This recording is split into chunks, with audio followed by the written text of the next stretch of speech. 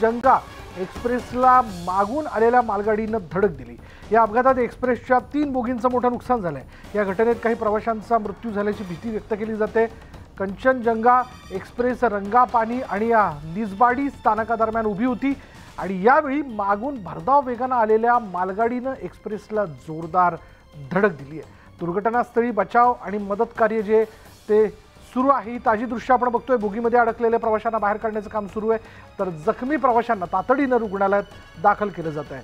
आणि ही दृश्य आपण बघतोय आता क्षणाची तिथली दृश्य, थेट दृश्य।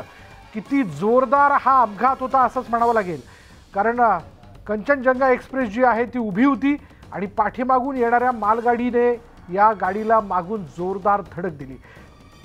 यात अनेक गोष्टी असू शकतात। तांत्रिक बाबीवर जर विचार केला तर मालगाडी एकाच ट्रॅकवर कशी होती, म्हणजे जर कंचनजंगा ही ट्रेन मधोमध कुठेतरी थांबलेली होती, ती अर्थात तिला थांबवण्यात आलेलं असेल, तिला सिग्नल क्लिअर नसेल म्हणून ती थांबलेली असेल, नंबर 1। नंबर 2, मग मागून येणाऱ्या मालगाडीला पाठीमागे थांबण्याच्या संदर्भातला सिग्नल देण्यात आलेला नव्हता का, की मालगाडीच्या इंजिन ड्रायव्हरने सिग्नल जंप केला, काही गोष्टी लक्षात घेतल्या नाहीत, त्यातनं हा अपघात झालाय का? अशा अनेक गोष्टी आहेत ज्याचा खरं तर विचार करावा लागेल आणि अर्थात तो तपासाचा भाग आहे। पण आता घटनास्थळी काय नेमकी परिस्थिती आहे जाणून घेऊयात। आमचे प्रतिनिधी प्रशांत लीला रामदास आपल्या बरोबर आहेत। प्रशांत, काय तपशील?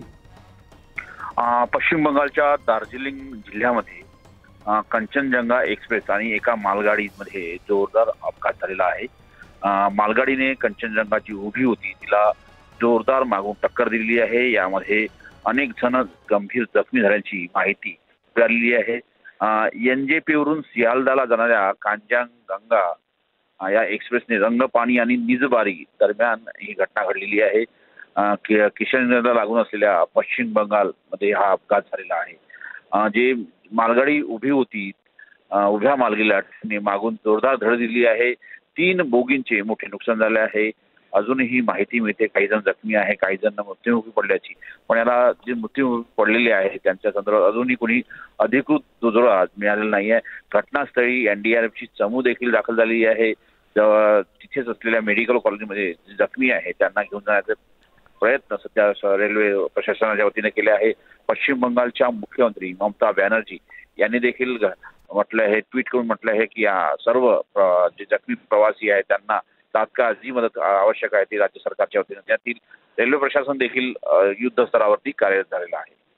विशाल, प्रशांत, या सगळ्या माहितीबद्दल।